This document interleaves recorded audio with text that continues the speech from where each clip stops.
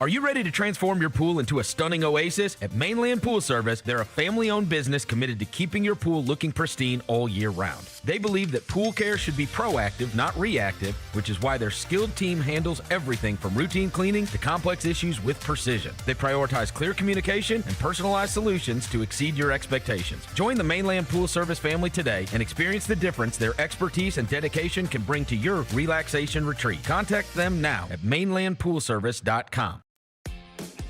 New Amsterdam Vodka is an official partner of the Memphis Grizzlies. It's the only exceptionally smooth vodka that is 5 times distilled, 3 times filtered, and rated 93 points. New Amsterdam believes wins big and small become legendary when you celebrate them with your crew. So here's to the blue, white, and gold, the Memphis grit and grind, and reliving winning moments big and small with Tennessee's favorite basketball team. New Amsterdam Vodka. Find your wins. Did you see that hockey goal from the Russian Hockey League? We're going to come right in front of the table and we're going to recreate. We're going to recreate the moment. Hold around. You do it. Go, let's go! Tune in to the Jessica Benson Show with CJ Hurt live every weekday at 8 a.m. on YouTube at Grind City Media and the official Grind City Media app. Let's face it, there's a lot of trash talk in basketball, but the great teams let their performance do the talking. Like Ford F-150 with Pro Power on board, a class-exclusive industry-first feature that turns your truck into a mobile generator and leaves the competition speechless. Ford F-150, official truck of the Grizzlies. Greatness starts here at your Mid-South Ford dealer. Class is full-size pickups under 8,500 pounds, GBWR.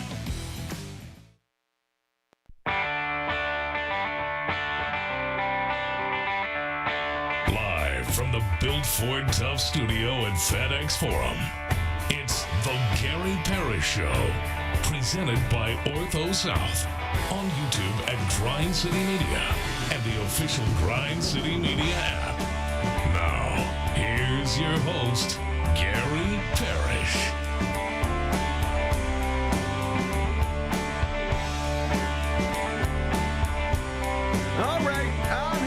Gary Parrish speaking to you from the Built Ford Tough studio, FedEx Forum, downtown Memphis. Benny Doyle right there producing the program. Glad he's with me. Glad you're with me. Hope you're getting through the day best you can.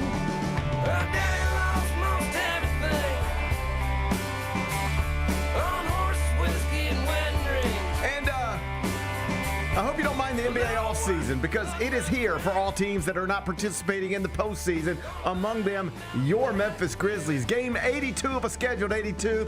It was played last night in Houston. It was another loss. Lottery odds locked in. 6th best in the association. We'll talk about it momentarily.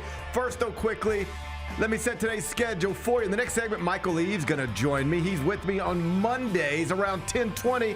He'll pop on in about 20 minutes, talk to him about, among other things, Rory McIlroy going back-to-back at the Masters. Michael Eaves will be here in just a bit. Finish talking to Michael Eaves, go take a break, come back, do 5 more things you need to know, at which point we'll discuss 5 previously undiscussed stories. Among them, Doc Rivers will not return as head coach of the Bucks. Big decisions in Milwaukee on deck. We'll talk about Giannis and his franchise. We'll do it about 40 minutes. Kevin Garnett was welcomed back to the Target Center last night for the first time in 8 years. It was a cool scene in downtown Minneapolis. We'll show you the past and the present embracing in Minnesota. We'll do that in just a bit. College basketball's transfer portal is humming. Former Tiger P.J. Haggerty, he's got a new home. It's Texas A&M. Pat Kelsey's Louisville Cardinals had a big weekend. I'll get you updated on all the moving around. We'll do that a little later on in the show. The New York Times has announced that The Athletic is investigating NFL insider Diana Rossini after she was photographed at a resort in Arizona in a hot tub with Patriots coach Mike Vrabel. So this story has gone from bedroom policing to a situation where a prominent reporter's job seems like it's in real jeopardy. That's the update from the weekend. We'll discuss that situation. We'll do it in the third segment. And week 1 of Coachella, it was this past weekend. Sabrina Carpenter and Justin Bieber were the big acts. 9 Inch Noise is getting a lot of attention. Tell you more about that during a segment we call 5 More Things You Need to Know. Then we'll eventually do GPs carry out and call it a day? So that's the rundown. We got a lot to get to. But I did want to start with your Memphis Grizzlies because game 82 of a scheduled 82. It was played last night in Houston. Final score, Rockets 132, Grizzlies 101. And with that, the season is over. Woo! And with that, Big Bet Bennett. Yeah.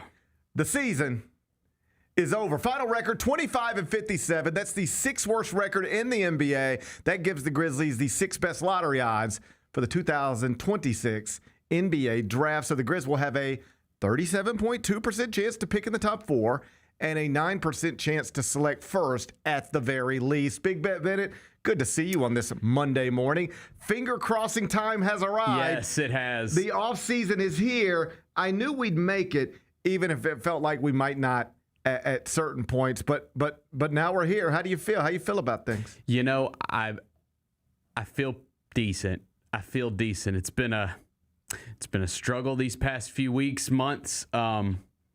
A lot of losing, but I feel like that we've come out of this hopefully in a good spot. I think we've come out of this in a decent spot. I'll put it this way. If we land a top 6 pick, I'm feeling really good. Anything outside of top 6, I'm going to have to be convinced a little bit. But if we get in that top 6, I'm feeling really good. Okay, so let me run you through this real quick. And let me put some numbers on this to tell you exactly how good you should feel on this Monday morning, the first Monday following the final Sunday of the regular season. Again, the Grizzlies have a 37.2% chance at the very least to pick in the top 4 and a 9% chance at the very least to select first. I keep using terms like at the very least because there's some other things that could happen connected to Orlando or Phoenix, but I don't want to bore you with that right now. We want their pick too. We want everything. Yep. All right? We'll get to that later. Multiple lottery picks, please. Here's a pick-by-pick breakdown of the possibilities for your Memphis Grizzlies as it pertains to their own first-round pick. They have a 9% chance to pick first, right? Okay. They also have a 9.2% chance to pick second. That's better. A 9.4% chance to pick third. All right. And a 9.6% chance to pick fourth. Well, let's go. Based on their lottery odds, they cannot pick fifth. It's just the way the system works. Probably not the way the system is going to work next year. Weird system. Because we're going to fix this, or at least try to fix this in advance of next season. But right now, can't pick fifth. 8.6% chance to pick sixth. 29.7% chance to pick seventh. 20.6% chance to pick eighth. A 3.8% chance to pick ninth, and a 0.2% chance to pick 10th. Good. So, most people, myself included, I know you've put it at 6. Here's the truth. I'm at 7. Okay. Now, I'm going to feel better about, is it just a numbers thing, right? I'm going to feel better about 1 than I do 2. I'm going to feel better about 4 than I do 6. I'm going to feel better about 3 than I do 5. Yep. But I'm going to feel pretty good if I'm in the top 7. Okay. I'm going to go, man, losing 36 of 41 is a rough way to go out. But we're picking in the top 7. Yep. And I know that no matter who comes off the board, 1, 2, 3, 4, 5, 6, I know that at 7, there's a player there that I personally can get excited about. Which I'm assuming you're talking about Kingston Flemings or Keaton Wagler. So if we're going to run it through like this, at 7, let's do it. You can reasonably assume that A.J. DeBonce is off the board, that Darren Peterson is off the board, that Cameron Boozer is off the board, that Caleb Wilson is off the board. Mm-hmm. Those 4 players could go 1, 2, 3, 4 in any number of order. Uh-huh. But if you are picking 7th, and that's sort of where we've drawn the line here, you're probably not selecting one of them. Mm-hmm. But one of these players should be available. Either Darius Acuff Jr., Keaton Wagler, or who am I missing? Kingston Flemings. Kingston Flemings. Yep. 3 guards, all freshmen, all one and done, terrific prospects. I love all these players. I love some more than others, but any of those 7 players, the perceived top 4 plus Keaton Wagler, Kingston Flemings, and Darius Acuff Jr., that makes a top 7 that I can wrap my head around and go, give me any of them and I feel good about it. All right? I might want DeBonsa more than I want Flemings, but I can get excited about any of these 7 players. Now, I want to be clear. There's going to be somebody picked outside of that group that is better than somebody inside of that group. It's just the way it works. There's going to be somebody picked inside of that group that's probably a bust for injuries or developmental reasons or whatever. Like that. It's just the way this stuff works. But I'm just trying to be excited, all right? And the NBA Draft Lottery is on May 10th. That's a Sunday. It'll happen in Chicago. It's a long way away. Oh, Bennett will be here before you know it. Can I just do this this week? Well, we're doing other things this week, Bennett. I understand. We got to do it. Hey, let me put some numbers on. Okay, I get it. So today's the 13th. So we got, it's not next Sunday, and it's not next Sunday, and it's not the next Sunday, but it is the next Sunday. It's Mother's Day. It's a little disrespectful to moms. It is a little disrespectful to moms. This is Mother's Day. Because, I know how we're celebrating Mother's Day. By celebrating Mom. Get ready, babe. You want to watch a lottery? Yeah, I hope so. You want to let's get a steak dinner and watch the lottery. Yeah. It is a little disrespectful to mothers now that you think about it. Yeah. My mom won't care. My mom will be cool. She'll watch it. But okay, Bennett. So it is.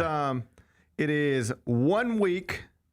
It's 3 weeks from this upcoming Sunday. 4 weeks from yesterday. It's not that far away. Okay, that's fine. That's fine. What I'm trying to ensure is that we can be excited on the day after Mother's Day.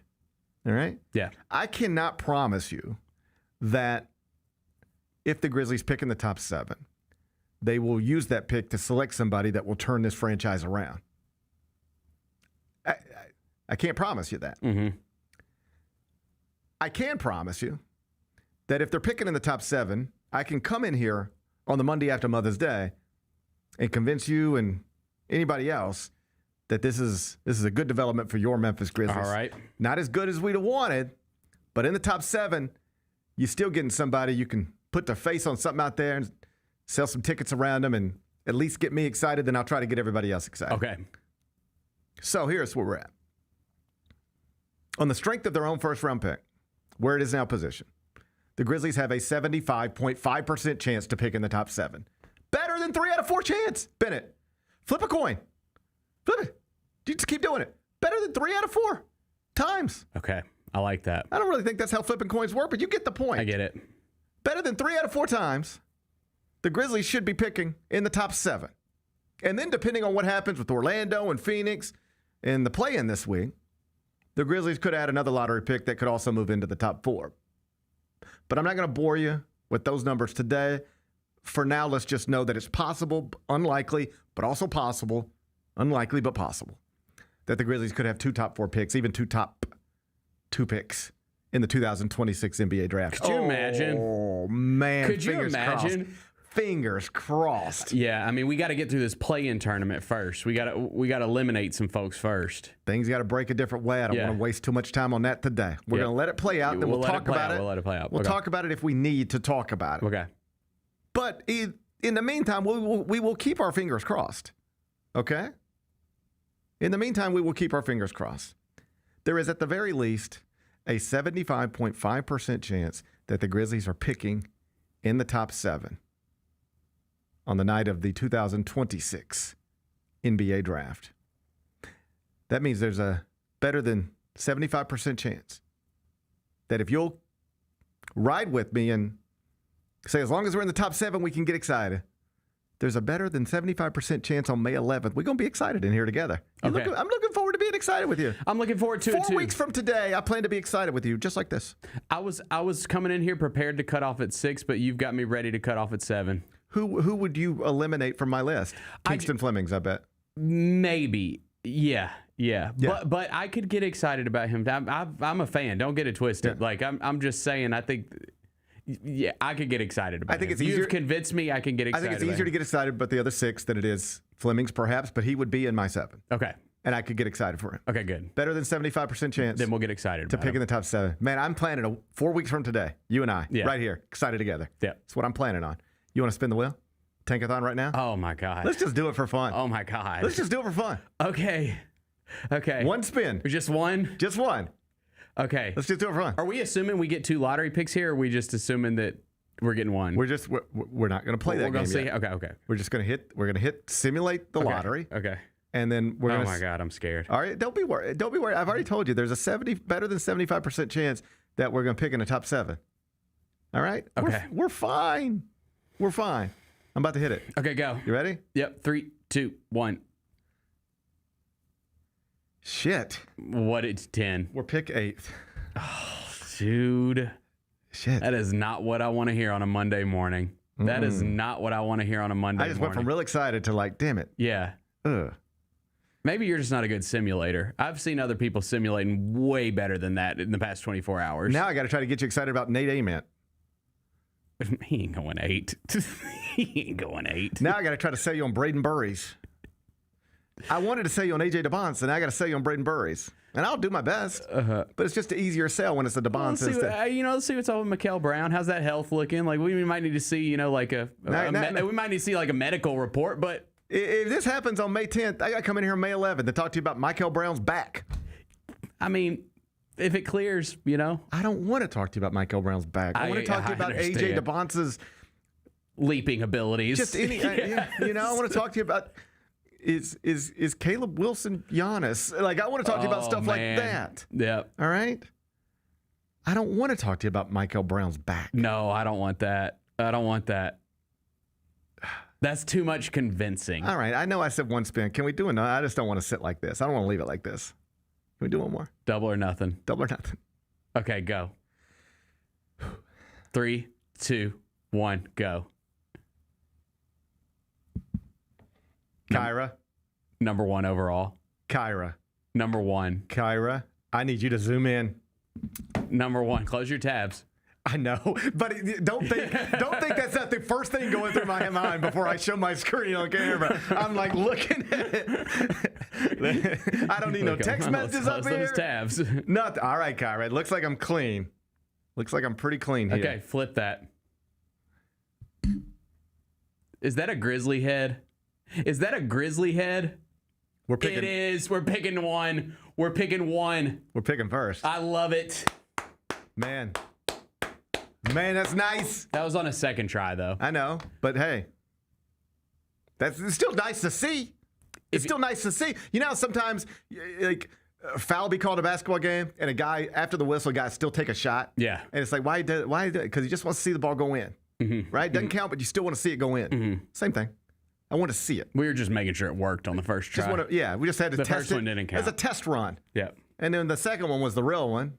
And now we just want to see it. And I see it now. I see the vision. I see the vision now.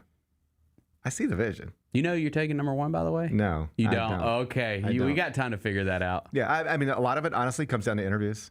I want to hear what Darren Peterson has to say. For sure. I'm picking first. I'm calling him in. And I'm saying, talk to me. Yeah. Make me feel better about passing on AJ DeBonce for you. Dude. I want to. When I watch film, I want you. But when I do everything else, I don't know that I want you. Convince me that I shouldn't be concerned about you. If we are within the top 3, every Grizzlies fan is for sure going to be paying attention to every clip, every highlight, every word these guys say. Yep. Because I'm with you. I don't think that there is just like a surefire, this is the number 1 guy. Right now, no. It usually shakes itself out as we get closer to the draft, almost always. So it's going to probably. But I don't think right now everyone can just sit here and say, that's the number 1 pick. I think it'll come down to franchise. I think there will be some franchises that will just take the talent and say everything else with Darren Peterson is overstated.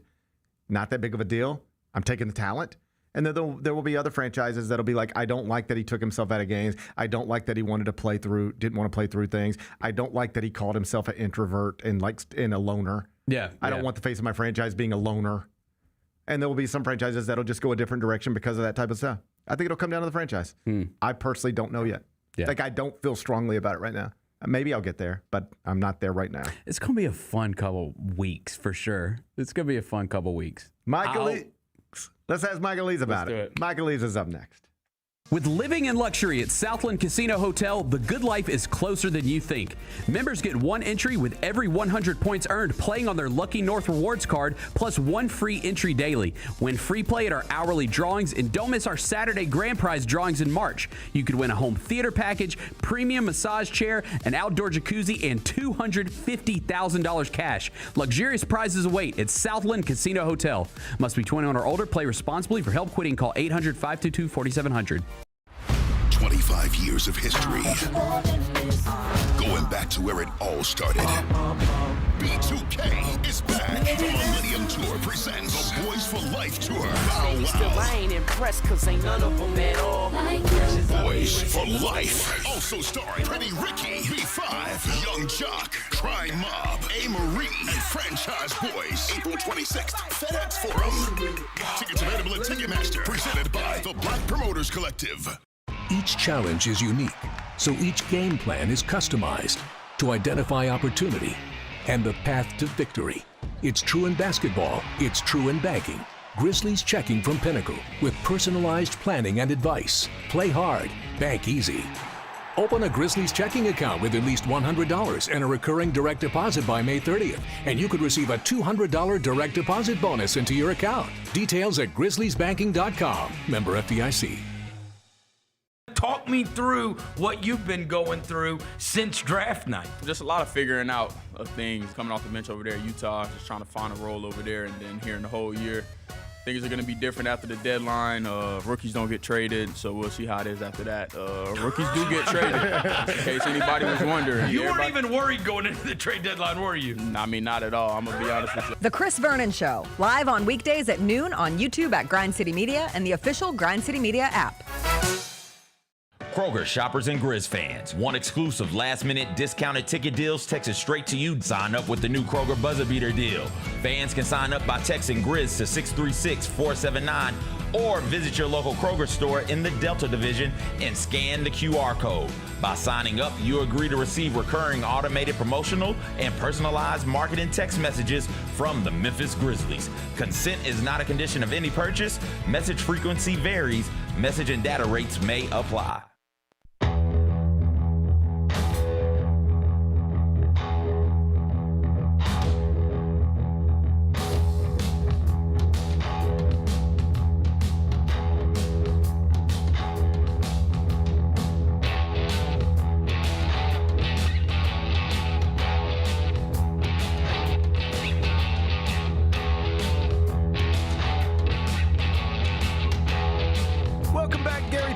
Presented by Ortho South. We're inside the Built Ford Tough studio, and on Mondays, I'm joined by Michael Eaves, who, of course, hosts Sports Center for ESPN. He's here right now. Michael Eaves, I want to talk to you about Rory going back-to-back at the Masters, obviously, but I want to start by continuing a conversation Bennett and I were having in the opening segment.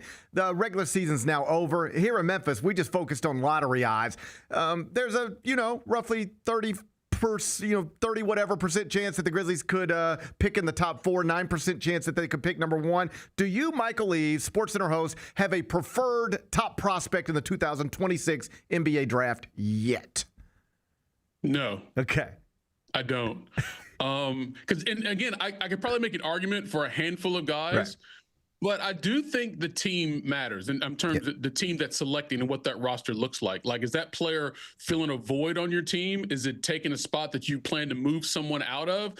Like, all that matters now, because I don't think there is. Look, this is the deepest draft we've had in a long time, but there's no one clear number one atop. And so I think it's going to be harder for the teams at the top to make the right selections, because there are so many options.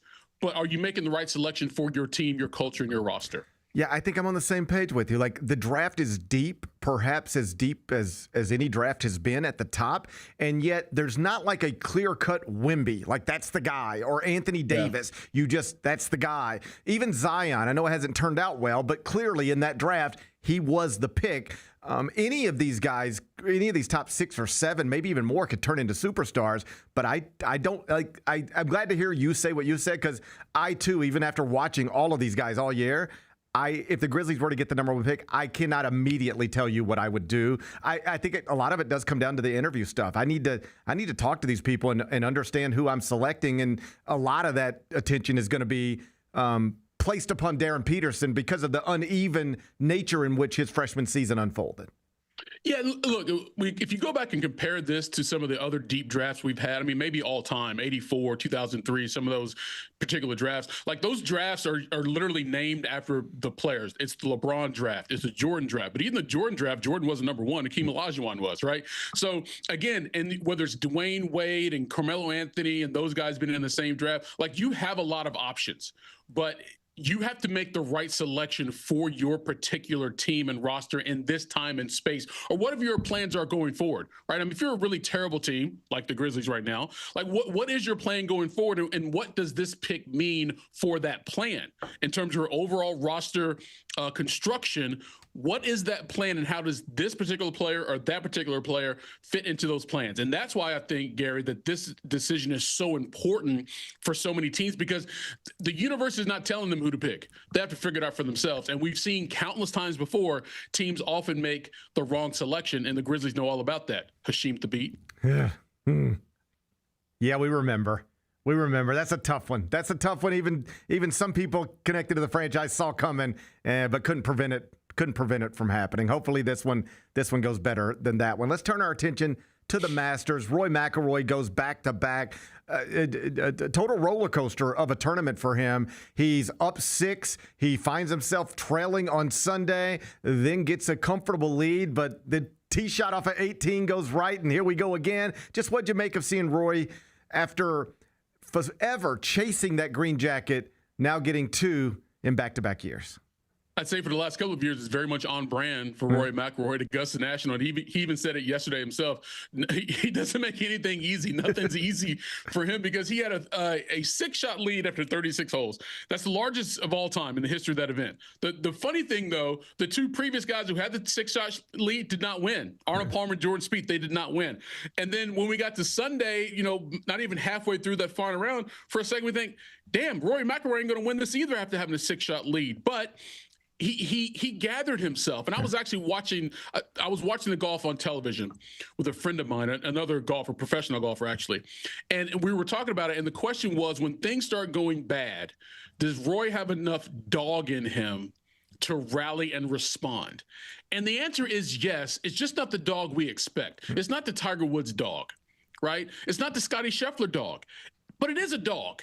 Right? It's a dog that, don't mess with me, I won't mess with you. But if you put me in a corner, I'm going to fight back, and I'm going to try to go back and get what I had. And that's exactly what Roy did. And to his credit, he took all of that just punches to the face of emotion and negative outcomes when he double bogeyed that one hole and just putted over. Like, what are you doing, dog? Like, you're better than you're playing. And I think he had to remind himself of that, Gary. I am. And oh, by the way, I just did this last year. I was out here tripping last year trying to give this thing away. I'm not going to do it this year either. And he came back and made all the shots necessary to win his second green jacket, just the 4th player ever to win back-to-back Masters. So there was a Roy McIlroy documentary that just dropped on Amazon Prime Video within the past couple of weeks leading into the Masters. And I had not watched it, but I had heard somebody, or I'd seen somebody tweet like, hey, this is really kind of good if you get a chance. And so just last night, as I had my family with me on the couch watching Rory win the back-to-back Masters, I was just like, hey, let's turn this on. And I kind of just wanted my boys to see more of the story. And then they lost interest in it very quickly. So next thing you know, I'm just watching it by myself. But there's this moment from the 2025 Masters, you might remember it, where he and Bryson are it's like a heavyweight fight, and they're both on the green, and there's a little bit of confusion or contention about who's out and who should be putting first. And Rory's like, I think I'm out, I'll go first. And Bryson's like, I'll just go ahead and go. And Rory is talking about it with the benefit of hindsight, and he said, I told Bryson, there's a judge or a ref, whatever, right over here. Let's just get him out here to measure it. He's like, I wasn't going to let him push me to do something I didn't want to do. He wants to putt first because he wants to put the pressure on me. I want to putt first because I want to put it on him, and I think I'm right. He's trying to take control of this situation. I am not going to allow it. And it was just interesting hearing Roy talk about everything he was proud of in last year's Masters. Yeah, there's this shot and that shot, but he emphasized he said, I was proud of myself for standing up in that moment, 10 toes down and not moving. I will putt first if we got to call everybody over here, but you are not in charge of this situation. And he really thought that was a turning point for him because he knocked down the putt. I thought the documentary last night was great. I watched the whole thing, but that dog in him, he seemed to really emphasize that moment as a turning point, not just in the tournament for him, but maybe in his career. Do you know what I'm talking about? And you take it from there. I know exactly what you're talking about. Yeah. I'm very familiar with that incident, the whole deal. And both guys have talked about it. Yeah. And you're right. That was a huge moment for him. Sometimes even the greats have to remind themselves of how great they are. Right. And sometimes that moment they don't expect. It just sort of comes out of nowhere. And that was a moment for Rory. He says, yes, I am right here. I'm not going to allow someone else, whether it's my playing competitor or anyone else, take away this moment from me right now. I'm not going to allow them to bully me. Right. I'm going to be the bully if I have to in my defense. And that's exactly what he did. And it's hard to win. Okay, it just is. Even when you get close to it, it's harder to actually do it the closer you get to it. And in that moment, there were so many things that Rory was fighting, but the one thing he wasn't going to allow was for Bryson to beat him on some bullshit. Right. Right?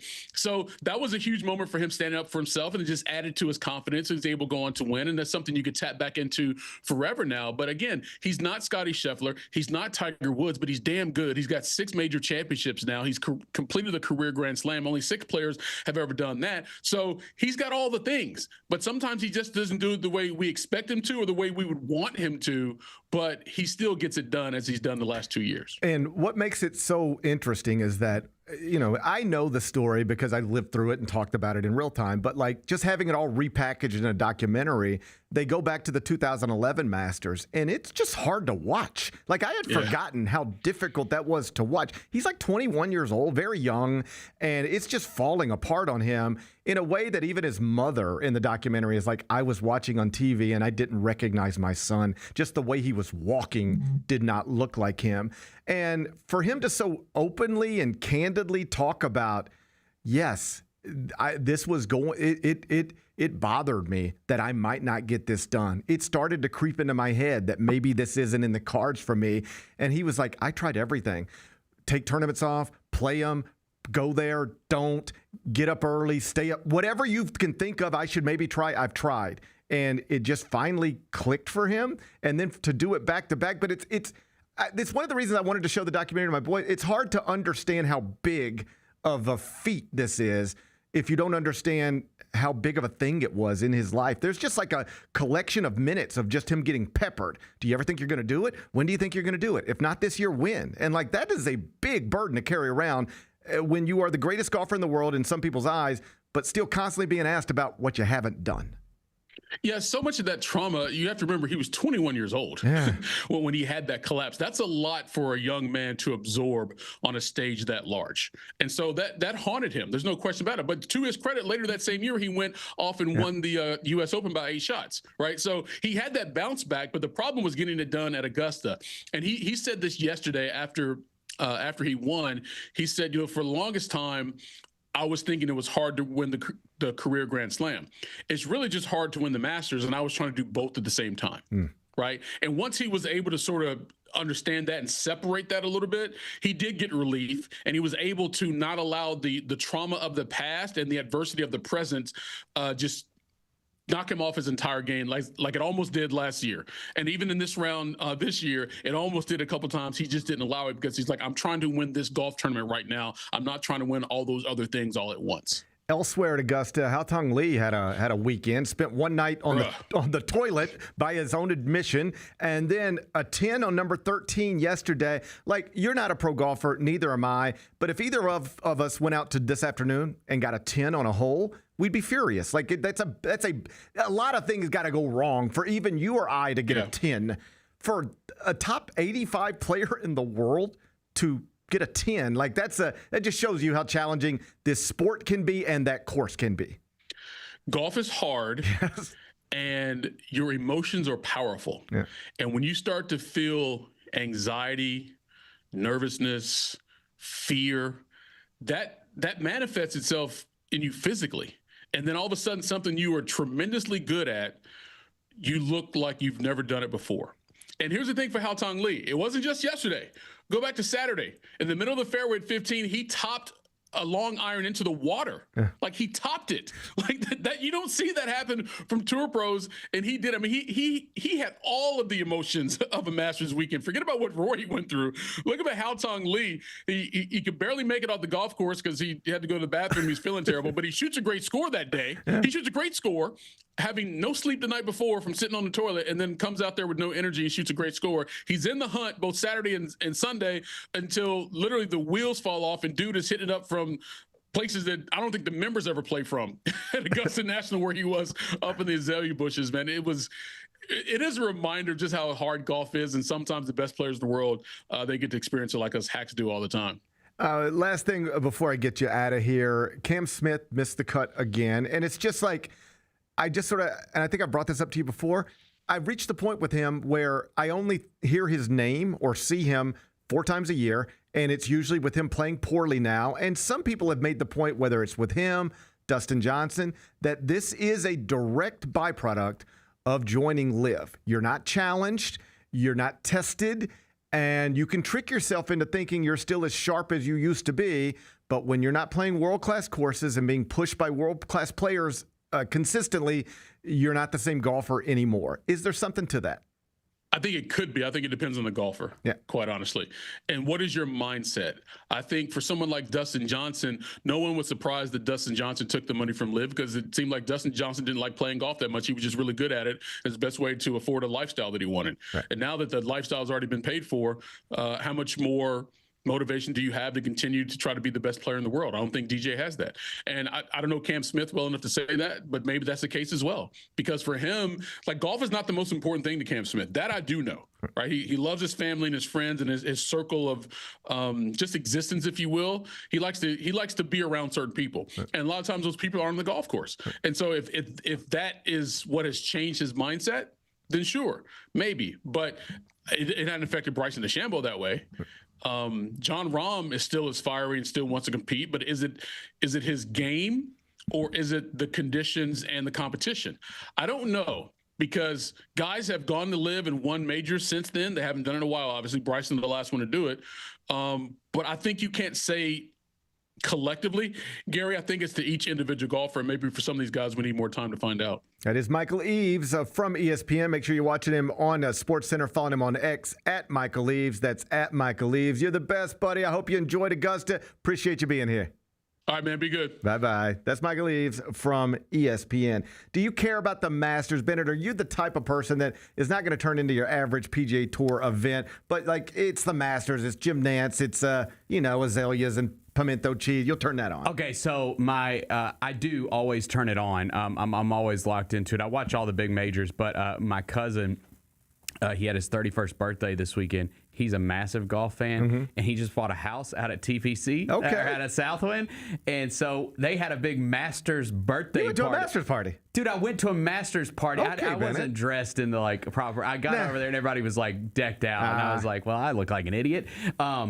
But it was really fun. Do you think it's funny that golf fans have to dress like golfers? No, I think it's fun. I definitely have rolled my eyes at it over the years, but people love this stuff and are having fun, and I think that's great. I've decided I'm the opposite now. I used to, I'd go to Southwind for the FedEx St. Jude Championship, and I'd put on my golf stuff. I'd put on golf shorts and a golf shirt. I'd even put on my golf shoes. Just in case I need to take a swing out of nowhere. And then I was like, you know what? Why? I actually don't enjoy wearing golf clothes to the golf course. I don't own any golf clothes. So okay, I'll give you some. Will you? Sure, I have too much. Okay. Okay. I don't need it. It's okay. I might have, I don't even want to put a number on it, but you could look at my closet and you'd be like, oh man, you could wear a different golf shirt every day for 50 days. And you know how many I wear? 5. Damn, man. Put those on eBay. Yeah. I walk past that golf store at the airport all the time, and sometimes I'll peek in and look at the price tag. I'm like, golly. Golf stuff is crazy. Golf stuff is crazy. Yes. That's an expensive hobby. It's an expensive hobby. Yeah. You don't even know. It's a very expensive hobby. I don't even like wearing golf clothes to the golf course. What do you wear? Just T-shirts? No, I have to. You have to wear a collared shirt. Oh yeah, there's rules. Like, Okay, yeah, the rules. Like, but I don't like that. I would rather. What would happen if you showed up in a T-shirt? A 16-year-old boy will come up to you and say, "Sir, you can't be dressed like that." Do they have used shirts that you could throw on? Like, Well, of course. I mean, okay. This is not a problem in any sort of real way, but like, oh, it's wild. Yeah, like a teenager will approach the CEO of Regional 1. Yeah. And say, "Sir, you need to have a different tuck your." Oh, I had a 16-year-old tell me one time to tuck. "Sir, you need to tuck your shirt in." And I said, "Buddy, I know, but there's just something really." I didn't say any of this. I just thought it. Yeah. There's just something really weird about you approaching there's something weird about having a 16-year-old boy tell you to tuck your shirt in. I get that. As a 49-year-old man, you know? Yeah. You know, my favorite. But rules are rules. My favorite drink of choice is a golf course drink. A transfusion. Okay, sure. You mess with a transfusion? Of course. Yeah. But I don't. I tend not to drink liquor on the golf course. But it's like, man, that's like an outdoorsy drink. Oh, yeah. Vodka, ginger ale, a lime, a little splash of grape juice. Yeah, I know all about it. I know all about them. I did about That's a great summertime drink. I did about a good decade of transfusion of drinking alcohol, drinking liquor on the golf course. Yeah. Couldn't really finish rounds that way too well, you know. Well, you're not the only one. So now I cut back. Gotcha. Cut back. I might enjoy a beverage, but not. I ain't trying to get. Say less. I ain't trying to get cross-eyed on the golf course anymore. You know. But no, I think the parties are cool. I'm down with it all. So here's what I was trying to tell you. I don't even like wearing golf clothes. Like, my golf course could charge me. Like, if they like put this into the thing and they say, "Hey, this is what it costs a month to be a member here. But if you pay a little bit extra, you can wear whatever you want, and we'll never say a word." I would pay that. I would like to show up to the golf course just like this, hat backwards, T-shirt, golf shorts, golf shoes, hat backwards. Let's play golf. Yeah. That's how I'm most comfortable. All right? So I had this moment a few years ago where I was like, I don't even like wearing golf clothes in any sort of traditional sense. So why would I wear golf clothes to a golf tournament? I have to wear them to the golf course when I play golf. It's required. But there's no rule that says you have to wear a golf shirt to a golf tournament. So you know what I wear? So I show up to Southwind? Well, I show up to Southwind for the FedEx every year, just like this. Okay, but it's really, hey, I'm here to watch golf. It's really no different than people wearing jerseys to NBA, NFL games. I mean, you're wearing golf attire. I know, but here's what's funny to me. NBA fans don't think you have to show up to an NBA game in an NBA jersey. You might, but you don't think that. You don't assume like that's, well, hey, what are you wearing to the game tonight? Got to get my jersey. No, but you're going to wear attire. Not necessarily. Dude, you're going to wear a hat. You're going to wear a shirt. You might. I think most people, when they are going to a Grizzlies game, I would say 80% of the people that are going to a Grizzlies game to root for the Grizzlies are saying, I need a Grizzlies shirt. I need a Grizzlies hat. I got to wear something, a jersey. I promise you that if we went into any game and actually did a head count on it, you would not get to 80% of people in some sort of apparel. Well, then they're doing it wrong. Okay, I don't disagree with that, Bennett. Get your ass to the Grizz den. I'm just saying you wouldn't. Get your ass to the Grizz den. Yeah. It's good advice for everybody. I'm just saying it probably would. Here's what I'm trying to say. I don't think people go, I'm going to an NBA game tonight. I must dress like Anthony Edwards. Okay? I'm going to a Major League Baseball game tonight. I must dress like Shohei Ohtani. But people do say, I am going to a golf tournament this weekend. I must dress exactly like Rory McIlroy. And that's kind of funny to me. I think I don't know, man. I think that it's very similar. I think it's very similar to, dude, when you're wearing a jersey, you're wearing the man's name on your back. I got that. You're of course you're trying to look like them. You're wearing their name. You're wearing their jersey. I think you're missing the point. Or either I'm not delivering the point as clearly as I would like. I get your point. My point is, let them wear their golf shirts. You might wear a jersey because you want to wear a jersey to an NBA game. But not everybody who's going into the NBA game tonight wakes up and goes, I got to get my jersey ready for the game tonight because this is what you wear to the game tonight, a jersey. Just like Cedric Coward wears. From the waist up tonight, I'm going to look just like Cedric Coward because You might wear a jersey, but it's not like this is what I have to wear. But there are golf fans who feel like they must dress like a golfer to go to a golf tournament. I mean, everyone. And I say no. Everyone at the Masters. This is how I dress to go to the golf tournament. Well, everyone at the Masters for sure was dressed like a golfer. And if I ever There's no question about that. If I ever go to the Masters, I'm dressing just like this. Well, then someone's going to say something to you.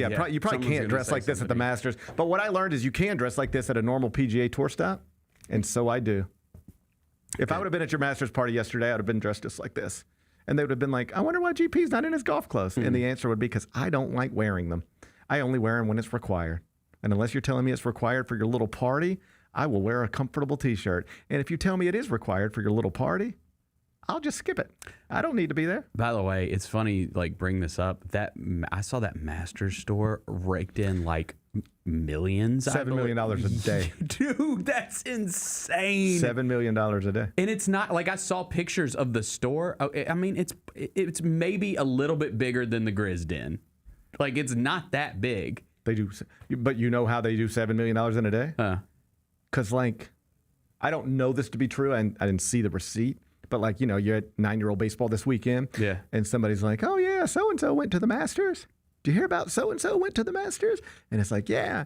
And they spent. This is what I heard. It's just overheard. It was like, "Yeah, they spent $7,000 on merchandise."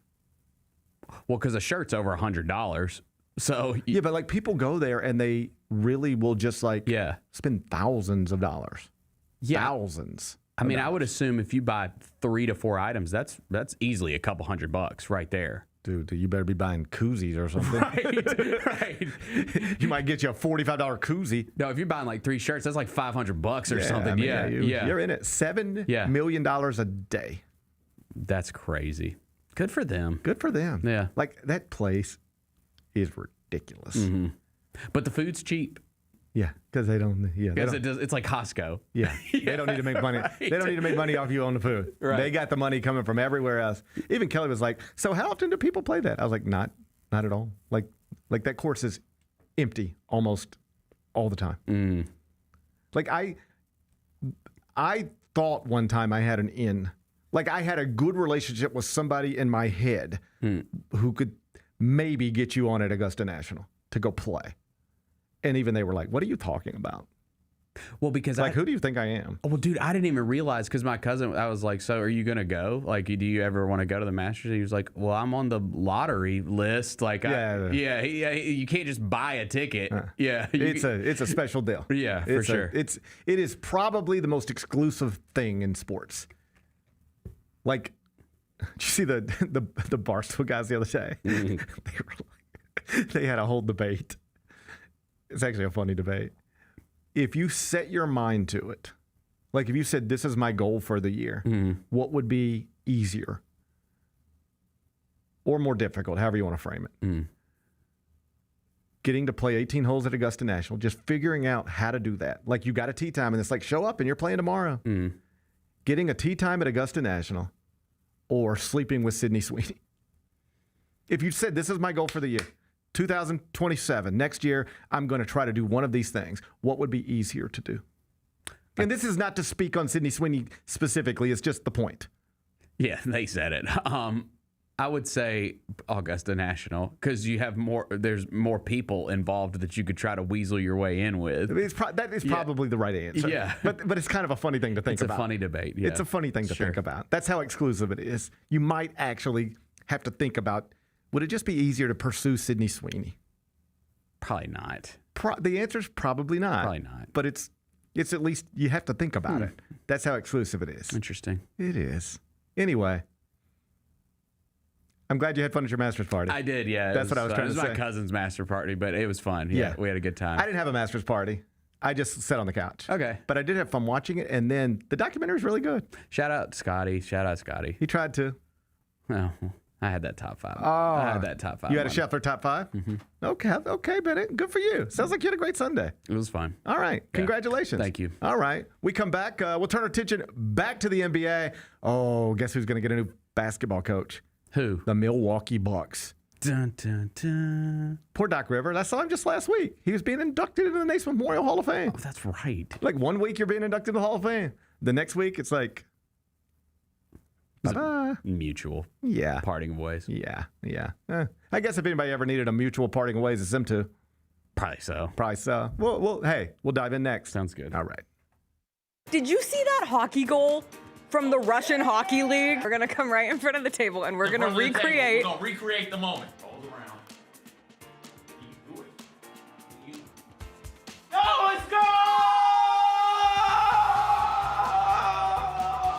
Tune in to the Jessica Benson Show with CJ Hurt live every weekday at 8 a.m. on YouTube at Grind City Media and the official Grind City Media app. 25 years of history. Going back to where it all started.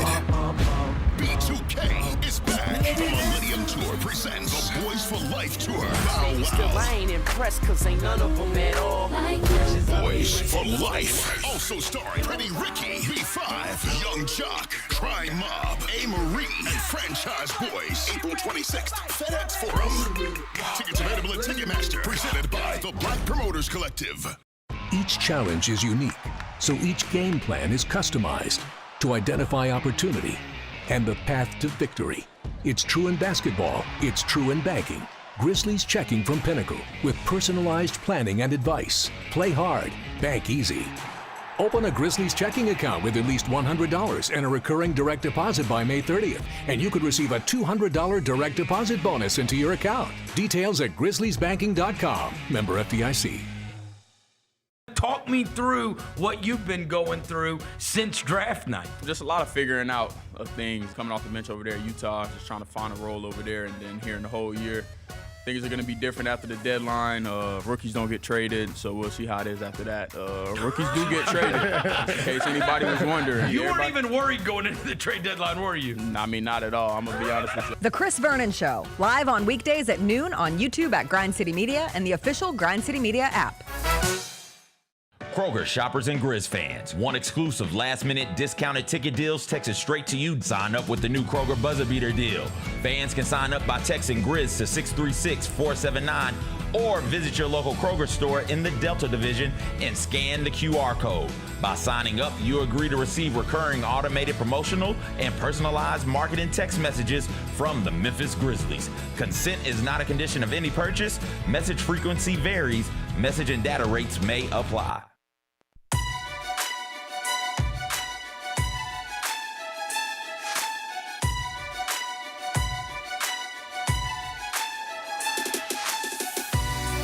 Injuries can be unpredictable, unforeseen, and unscheduled, and Ortho South understands this better than anyone. Since your injuries don't make appointments, you don't need to either. And that's because Ortho South welcomes walk-ins during the weekdays and the evenings and even on Saturdays. So next time an unforeseen injury makes an unscheduled appearance in your life, visit orthosouth.org. To find your nearest urgent care location, just walk in and Ortho South to take care of everything, especially you. Learn more at orthosouth.org. That's orthosouth at orthosouth.org. Now, I got 5 more things you need to know. Number 1. Doc Rivers is out as coach of the Milwaukee Bucks. They're going to pay him his 8-figure salary next season, but he will not be coaching the team. He will be paid 8 figures to not coach basketball in Milwaukee next season, but he could be moved into an advisory role. Oh, interesting. I didn't realize that. Yeah, I doubt it. I would doubt that. I doubt they want to take advice from Doc Rivers. Yeah, probably not. Yeah, doesn't sound like he's it just didn't work well at all. And I think they're moving forward too. Sounds like they could be moving forward. Yeah, just like we are. I think they're moving forward. The whole Giannis thing, like it's over. It needs to be. Yeah, it's gonna be. He's great. He's done great things. Perhaps there is a future. He brought them a championship. His name will hang in those rafters one day. But it's just like he doesn't want to be there anymore. But for some reason, he can't say it out loud publicly. But everybody knows it. And it's also like not fun. They stink. And there's no real well, if you hit on this and do this, it's like there's no real clear path to anything anytime soon that's going to make them a factor. It's just time. Right. It's just time. This is one everybody seems to agree on. It's just man, if Dame didn't get hurt or this thing didn't happen or that thing didn't happen, perhaps it would have gone differently. Yeah. But where you are now, it's time to break up. Yeah, I think so. And I think the first step in that is perhaps the coaching change. And then opening night, We know the Bucks will have a new coach. Will they have a new star player as well? Or at least Giannis Antetokounmpo will not be in uniform. I think he will not be there. I think so, Yeah, too. I think that they will. I mean, you got to see what happens again. They're one of those teams, too, just like us, hoping that they, get lucky in this draft lottery. So we'll see. But, here's the difference. We are hoping to get lucky in this draft lottery so that we can draft a 19-year-old to build around. Mm-hmm. All right? Even if they get lucky in this draft lottery, the goals are not the same. In Memphis right now, you're just trying to find things to build around again and get excited about. And then you make that climb back up the mountain best you can. In Milwaukee, it's like, can you create a championship contender to put around Giannis now or not? And the answer is no, you can't. You can't do it. So he's like, I don't want to be in this part of my career playing for a team that's not good enough to compete for a championship. That is what he has said in his own words. All right. Well, then the question becomes, can the Bucks, is there any way for them to build that in advance of next season? Even if they do get lucky. The Grizzlies can get lucky and get what it is they're trying to get in advance of next season. A healthy Zach Edey, a healthy Cedric Coward, a top 4 pick, maybe another lottery pick, things to believe in. That's all the Grizzlies got to do in advance of next season, is assemble things that can reasonably be believed in. We're just selling hope right now. There ain't nothing that can happen on May 10th or in the draft or in free agency where we're going to look up and go, and the Grizzlies are competing for a championship next season. Nothing. There is nothing so we're not even thinking in those terms. But in Milwaukee, the whole bet is on, can you build a championship contender around Giannis? If not, it's time to break up. Well, once you answer that question, you get the answer to the other one. Can you build a championship, even if you get lucky, can you build a championship contender around Giannis in advance of next season? We all agree the answer is no, right? No. Then what are we doing? He's already told you he doesn't want to play for a team that's not competing. So it's just messy and uncomfortable and awkward. It's time to move on. Yeah. Yeah. So they'll do. I assume that they'll do it. Be interesting to see who their next coach is. Some people suggesting it could be a former Grizzlies head coach. I do think Taylor Jenkins will probably coach in the NBA next season. Well, he's also he's got a proven track record of young players having success. Yep. He's a coach that you probably would want to give an opportunity with a lottery pick, right? And some young players. Yeah, I would assume Taylor Jenkins will be an NBA head coach on opening night. Doc Rivers will not. Taylor Jenkins will, and Giannis will play somewhere other than Milwaukee. Those are guesses. Number 2. Cool scene last night in Minneapolis. Kevin Garnett, welcome back to the Target Center for the first time in 8 years. Got a big ovation from the crowd. Dapped up Anthony Edwards. Look at this. Isn't this neat? Isn't this just sweet? The big ticket. That's the past and that's the present. Yeah, that's awesome. That's just the way it should be. That's the way it should be. Your legends bridging the gap between your current superstars. Yeah, love KG. He's hilarious. Yeah, he's great. And also bananas. Yeah, I like him, though. Dude, every NBA player has a Kevin Garnett story. For sure. Everyone. That played against him. Or with him. Yeah. I happen to work with, Wally Zerbiak, who played with him. Oh, that's right. Oh, he was there for the good times. The wild times. Yeah. Oh, Wally could tell you some wonderful KG. I think him and KG are cool now. If they saw each other in Minneapolis, yeah, it'd be the coolest. I think they'd embrace just like that. But, oh, buddy. He'd get after his teammates. I mean, oh, yeah. So, I wish I could play it for you. I might play it for you out the air. So last night I see this coming across my timeline, and I just remember Roy Hibbert telling me a hilarious Kevin Garnett story. And I couldn't quite remember the gist of it. So I texted him last night, and I'm like, I've seen KG all over the timeline. Tell me about the time where you, as a rookie, introduced yourself to him. So he sent me back a minute and a half audio message retelling the story. There's some cuss words in it, so I didn't want to play. But he goes, so Roy Hibbert, rookie year, he gets drafted by the Pacers. Yeah. And they're playing the Celtics. KG's on the Celtics. Mm-hmm. And Roy said, right before tip-off, Roy's the starting center, and KG's starting for the Celtics. And KG's doing that thing where he's right underneath the goal, and he's got his head on the thing, cushion, and he's pumping himself up, all that stuff. But that's all done. Roy was like, I waited for all that to get done. And then, like, this is a legend. Like I had this moment where, like, the opportunity's open for me to say something to him. I'm on a court with Kevin Garnett. I'm on the court with KG. So Roy, and if anybody knows Roy knows, he's like the nicest. Seems like the nicest dude ever. The nicest guy ever. Like, I wish I love my neighbors, but like I wish Roy Hibbert was my neighbor. That's how much I just enjoy Roy Hibbert. He's awesome. And so Roy sees this moment, and it's right like 45 seconds before tip-off, 1 minute before something like that. So he's like, Kevin Garnett, like, I've been looking up to Kevin Garnett my whole life. Like, I've been watching this guy on TV, and now I'm on the court with Kevin Garnett. So he walks up, and he goes, hey, KG, I just want to tell you I'm a big fan, man, and it's just so cool to be on the court with you tonight. And he said, Kevin Garnett looked at him, looked up, looked him down, and said, get away from me. Oh man, I'm screwing the story up. Kevin Garnett looks him up and down and says, who you talking to, you soft MFer? Get away from me, you cupcake bitch. that made... He said, I believe that. I walked up to this man and I said, I'm a fan. And it's cool to be on the court with you tonight. This is like a dream come true. And he said, get away from me, you cupcake bitch. Listen, guys pump themselves up in different ways. That's what he said. He said, so fast forward, several years, and KG is somewhere.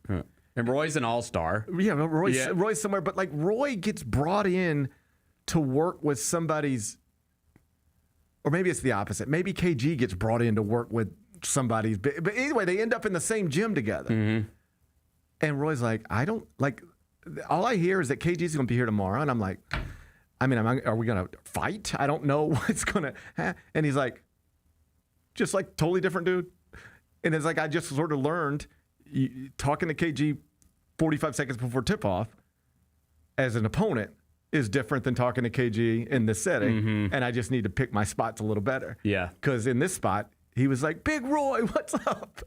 And in this one, he was calling me a cupcake bitch. Of course. So. That's hilarious. Yeah, like, you ever take, if I knew I could keep him from, like, getting me in trouble, I would have him all over television. Oh, yeah, for sure. Because he's funny. Yeah, he is funny, and he's really good. He just, like, he can get a little too wild. He could blow up a studio. That's got to be the explanation for why he isn't on one of these peacocks, is like he's just a little, but he's hilarious. Mm-hmm. And you talk to anybody who played in that era, they got a million of those Kevin Garnett stories. Yeah. Interesting fella. Legend. That's good that they got him back there, though. I'm glad that the fences have been mended. Yeah, I am too. I think it's always important to have, like, any franchise. I would say this about any franchise. That stuff is important. Yes. That visual. It's important for your fans. It's important for a lot of stuff. That's meaningful. That means something. I agree. Yeah. Number 3. Transfer portal is humming, buddy. Ain't no days off in this transfer portal. What's going on today? If you were holding out hope that PJ Haggerty would return to your alma mater, he is not. No, I heard he wanted $4 million. And I don't know if he got that exactly, but he got something good. He got something good because he's going now to Texas A&M, where he really might lead the country in scoring next season. Yeah. Because, I mean, he scores. He's a Texas kid too, right? Yeah. He, Man, I shouldn't say kid. In Middle America, like every school he's picked has been, I saw somebody tweet, man, if there's one thing I know about PJ Haggerty, he does not like the ocean. Because he's picking every school is like right in the middle of America. Land. Oh man, he ain't trying to get no salt water. I know that for sure. At Texas A&M, that's Bucky McMillan. They play fast, so tempo last year 41st in the country. I mean, they get shots up, so he'll have ample opportunity, and he's just going to leave college as a guy who, like, the forever free agent. Just bounced around a different school every year. And at least for now 3 straight years, he will make millions of dollars. Well, that's the thing, too, is I can't sit here and be critical of him because He is rich. He's rich. He's rich. I mean, he should be. I don't know if he is, but he should be. In theory, he could be close to set for life because of his college basketball career. If you are smart Yeah. and responsible, you can be. And I don't even say that as a criticism. I know how that must sound. I'm saying if I were his age, you know what I wouldn't have been? Smart or responsible. Right. I'd be buying all the things. I mean, Yeah. I got like a $50,000 a year job when I was his age, and I thought I was PJ Haggerty. I was buying the same car PJ Haggerty probably drives. Sure. All right. So I always say things like that. I don't mean it to come across like these dumb basketball players. Like I'm including me. It's just very hard to understand how to be smart and financially responsible if you've never been around real money. And so many of these young people are now just overwhelmed with lots of money, and I don't feel sorry for them. That's not the right term. Everybody should be so lucky as to be 21 years old and millions of dollars. But like, it can get complicated. And just because I, or more accurately, a financial advisor could sit down with PJ Haggerty and explain to him, buddy, you've already made enough money to last you a lifetime. If you take this money and do these things with it, just because it's easy to explain doesn't mean it's easy to execute. Yeah, And right. I'm telling you, I would not have been the type of 21-year-old who would have been able to properly execute that. Talking to coaches, their fear, because I do know coaches who talk to their players about this stuff. Like, if you just show up and do the things you're supposed to do, you will leave here with a college degree, millions of dollars, and no debt. Yep. Do you know how amazing that is Right. relative to the average American? The average American doesn't end up with a college degree, all right? And the ones who do, most of them end up with incredible student loan debt, all right? And they don't have millions of dollars, Yep. all right? You can have the degree that most people don't have, the millions that most people don't have, and no debt that most people don't have. Yep. If you just do A, B, C, and D. But it's very hard, Yeah. very hard. Yeah. And I would not have been able to do it. And so what coaches are worried about is that the earning trajectory for college athletes now is so backwards to the way it is for most of us. In other words, when I graduated college, I was making a certain amount of money working at a newspaper, delivering pizzas, whatever I was doing. But I could sort of assume, hopefully, and I know it's not as easy as it should be, but I thought I could assume at least if I graduate college and get a job, I'll make more money next year than I made this year. And I should make more money the next year than I made the previous year. And I should continue to increase my earnings as I get older. And that is more or less how it's worked out. Like, I make more money at 49 than I made at 39, and more money at 39 than I made at 29, and more money at 29 than I made at 19. Like, that's... But college athletes now, think about this. You can go, there are people right now playing basketball in college who are making more than $1 million a year. And then they will graduate college, and they will never make, the most money they will ever make will have been when they were 21 years old, 20 years old in college. Most of the Division I high major basketball players right now are making more money than they will ever make in their entire lives going forward. Right now they're making it. So the smart thing would be to recognize that and save it and take these $3 million and buy a Papa John's franchise or something, right? But it runs so counter to the way you think. I assume when you've got millions at 20, you think you're always going to have millions. It's just sort of the way your mind works. And so what coaches are fearful of is like, I'm paying this guy $1.7 million to average 11 points per game. Next year, I'll pay him $2.1 million to average 13 points per game. The next year, he's out of eligibility. Suddenly, the SEC and Big Ten schools that were offering you $2 million a year to play basketball, they can't offer it anymore because you're out of eligibility. The NBA doesn't want you because you're not good enough. But like, I could get you a G League contract. Hold up, I was playing basketball last year for $2 million. Now you want me to go play for $96,000? Or even worse, what if you don't even get the basketball job?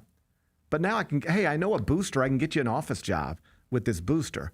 Oh, what's the starting pay for that? $75,000. Oh, wow, You're a recent college graduate. I'm giving you a $75,000 a year job. You should be thankful. No, I'm not working for $75,000. I worked for $2 million last year. Why would I work for $75,000? It's just like the numbers get real backwards. Right. There's going to be some real horror stories. So this is a long way of saying PJ Haggerty could be set for life. I don't know whether he will be, but the money out there for people like him it's real, and he has maximized it in a way that I'm not sure anybody else of his ability has done. He starts at TCU 1 year, then to Tulsa 1 year, then to Memphis 1 year, then to Kansas State 1 year, and now he'll go to Texas A&M, and because his first year he only played 6 games, that doesn't count as a year of eligibility. And he'll probably, in terms of college career earnings,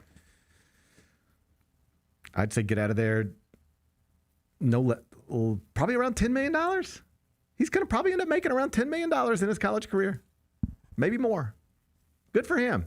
Good for PJ. Good for him. Yeah. Good for him. Good for him. Yeah. Number 4. The Athletic has confirmed that it is now investigating Diana Rossini, their NFL insider, after those photos of her and Patriots coach Mike Vrabel surfaced at a resort in Arizona in ways that have complicated things for both of them. You might have noticed we stayed away from this last week completely. I know other people were talking about it. I didn't really know what to say about it other than because at some point you're just bedroom policing, right? Mm-hmm. These are 2 adults, 2 married adults, and regardless of what has gone on or was going on, we can acknowledge it doesn't look great. Yeah, I mean, it doesn't look great. We could just acknowledge that. Sure. If you looked up and your wife was on a work trip and suddenly photos surfaced of her in a hot tub with a football coach who, all the tweets are out there. You can go back years and people were speculating about her and him. You wouldn't, that'd make you uncomfortable. I'd be annoyed, yeah. Right. And like vice versa, if you were a wife sitting at home and your husband was on a work trip and some pictures popped up of him in a hot tub, not to mention the holding hands and hugging, but the hot tub, like he's on a work trip and there he is with the NFL insider that, if you've done any sort of Twitter searches over the years, people have been trying to connect them anyway. And, if it ever came up, I'm sure he'd downplay it, but oh, buddy, that's him. And he's in the hot tub. I bet for the wife, that's a tough spot. Yep. Right? So, but outside of that, I don't know what to say. Right, sure. Right? It's just messy and there's kids involved and I bet you they both feel stupid and reckless and dumb and embarrassed. Right? But outside of that, it's just you're sort of bedroom policing. But now it comes into a situation where, oh no, this is a legitimate news story now, where a coach might survive it because he's awesome at his job. And I don't really know, like clearly not a good look, but in terms of his employment, he made a poor personal decision, I guess. But how does that really impact his employment? Any more than it might impact somebody's employment who works down the hall and was caught having personal failings, right? So he might survive it for all the obvious reasons. But her job's now in jeopardy because there are lines when it comes to journalism and appropriate behavior with sources. And according to just about anybody, those pictures alone at least put you in a compromising situation. Initially, The Athletic released a statement. They stood by her. They were like, these pictures don't provide proper context and prove no wrongdoing, and we stand by Diana Rossini. But they've moved off of that now and have now launched the investigation because her story to her employer reportedly was that it was a girls' trip. And yeah, clearly Mike Vrabel was there, but I wasn't with him any more than he was with me. I was with girlfriends, and those pictures don't show the full context of what was going on that trip. And maybe if this weren't such a big story, The Athletic would just take that at face value and be like, okay. but they're not. They're saying, you need to prove to us that this really was a girls' trip. And the first thing you should do is show us the pictures. We know there's pictures of you. And so far, here's what we know. You were at this resort. He was at this resort. There's pictures of you two together. We can't find nobody else, and there's no eyewitnesses putting anybody else in the room with you. There's eyewitnesses saying you were in a bungalow at sunset, in the jacuzzi here. Nobody's ever saying you were with a big group of people. That's not what the reporting is. But you can prove it if you want to. Show us your pictures. Where is the pictures with your girlfriends? Show us their flights. Now they're asking questions. And if you're Diana Rossini, do you have good answers for these? And even if you do, at some point, like if they've launched a formal investigation into your workplace behavior, that's stuff where they can start asking for your phone. Even if everything's on the up and up, you probably don't want to hand over your phone. Right. I think it's probably over for her. Man, really? Yeah. How's she ever going to work again? And here's the part that I think some people have missed on, because it's very easy to beat up on her now and like call her, label her, all that stuff. Yeah. Here's the truth. She's probably a good reporter who made a. I've always been a fan. Okay, well, but this is what I mean. Yeah. Right now, people are like, well, now you see how she got every scoop. I bet that's not true. Right. All right. I bet she got scoops because she's good at her job. She's a good reporter. And then she also, it appears, crossed the line that she should not have crossed. And I'm not even talking about it because she's a married woman. That's not what I mean. If she were a single woman, those photos would still be big problems for her. In fact, for the purposes of this conversation, I don't even care that she's married. Like, whatever. That's between her and her husband.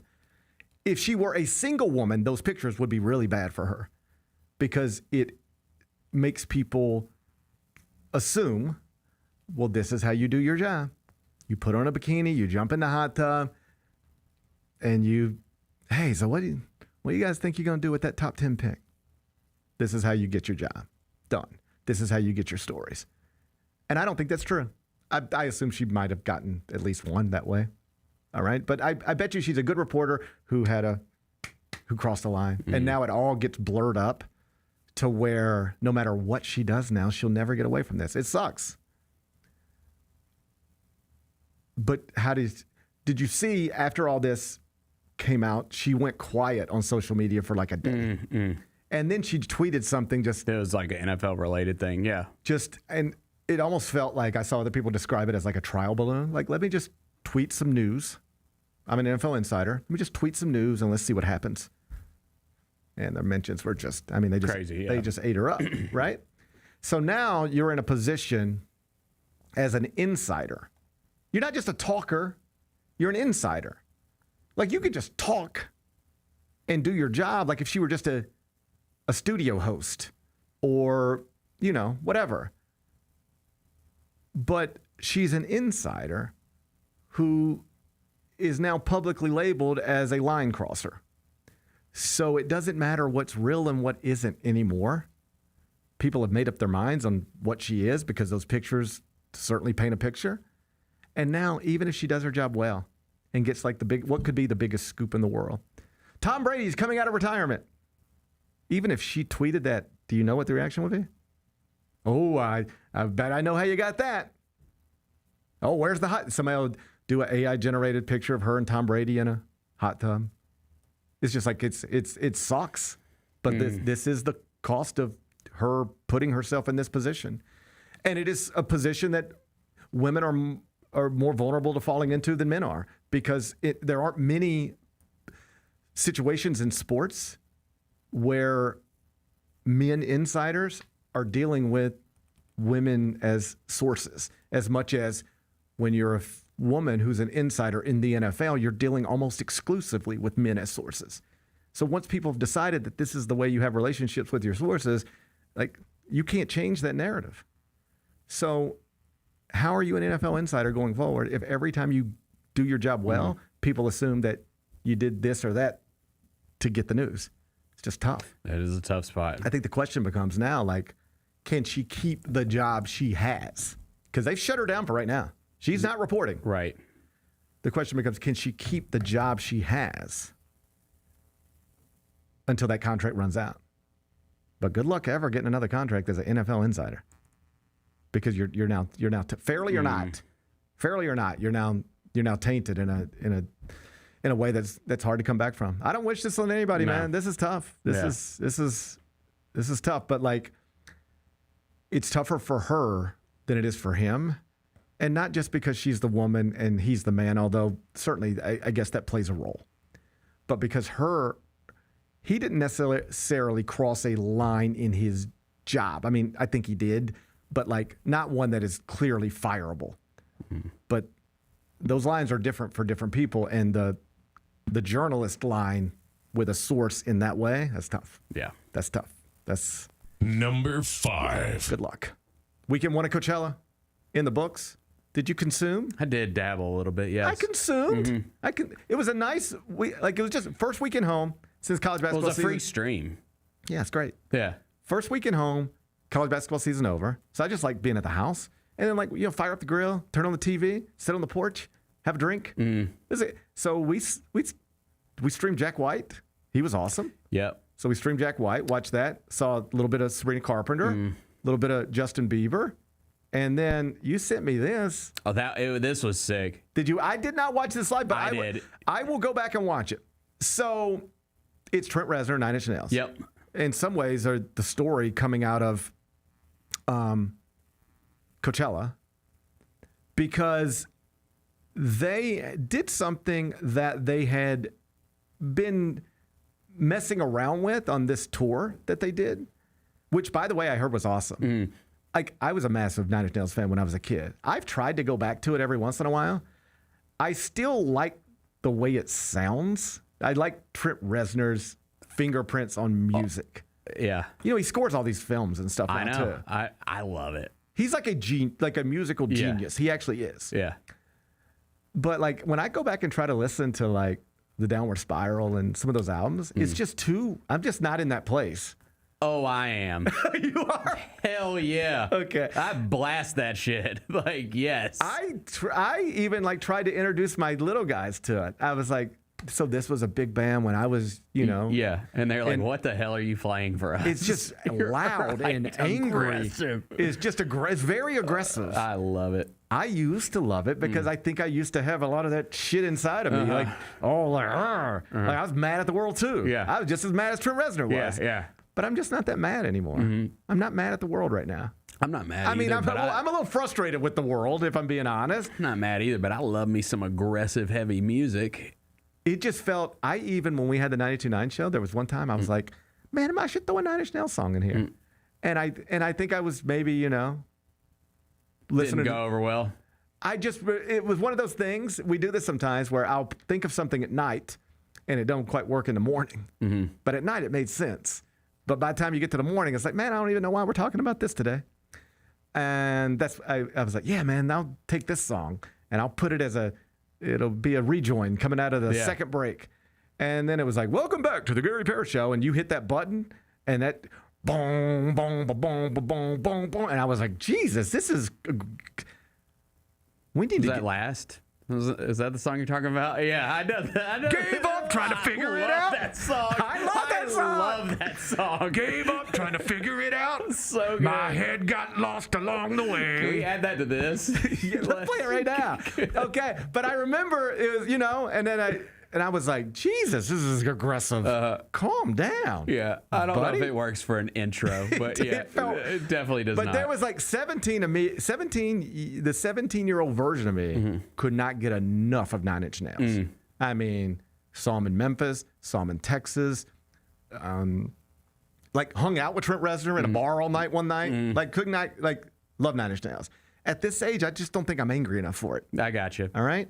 But so they've been on this tour, and I heard the tour was amazing. Yeah. And if it like came here, or like if I had, I'd go see it if I could, if it made sense. So the concept is 9-inch noise. There's a German. Yeah, it's a German. It's another like kind of synth. Named Boys Noise. Yes, and they actually collabed on the Challenger soundtrack and the new Tron movie soundtrack, which that movie's not great, but the soundtrack rocks. Like it's really good, and the Challenger soundtrack's awesome. And so they're doing this tour now. They've been dabbling with this on tour. Like they'd bring out Boys Noise, and then they would just sort of mesh it with Nine Inch Nails. Yeah. And he would play with Nine Inch Nails, and they would do Nine Inch Nails tracks. But they had never done like a show. It'd just be like, let's bring him out, let's do this, and whatever. Best I gather. Well, they booked Coachella, 9 Inch Noise, and they're going to do a 45-minute set of, together. And it was apparently amazing. Yeah, it was good. It was really good. Trent Reznor's awesome. Yeah. Yeah, he's a legend at this point. He is a legend. In my opinion, yeah. No, he's a real legend. Yeah. But he went from like real angry sort of... Well, he became super like legitimate in the mainstream because of all these film scores that he works on. He's just had an interesting life. Yeah, for sure. I was watching some documentary one time, and it was sort of about this wave of music, like how it switched at some point in the 90s. And it was like, I just remember, I want to say it was Slash, but it may have been Axl, but it was somebody in Guns N' Roses. And they were like, I knew it was changing when I heard this new band. And I was like, this is going to be the biggest thing in the world. And it does not sound like us at all. And it was either Axl or Slash, and they were like, the first time I heard Nine Inch Nails, I knew this is where music is going, and this is where we start to get left behind a little bit. And, for people who don't know, Nine Inch Nails is Trent Reznor. He's just a one-man thing. He made the whole first album. It's just Trent Reznor. These are all his ideas, his sounds, his words, his everything.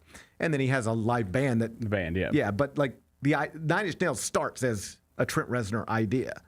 And he's just like but he went through the angry phase. That's like, I mean, you can hear it. He's like angry and hate the world and everything's messed up.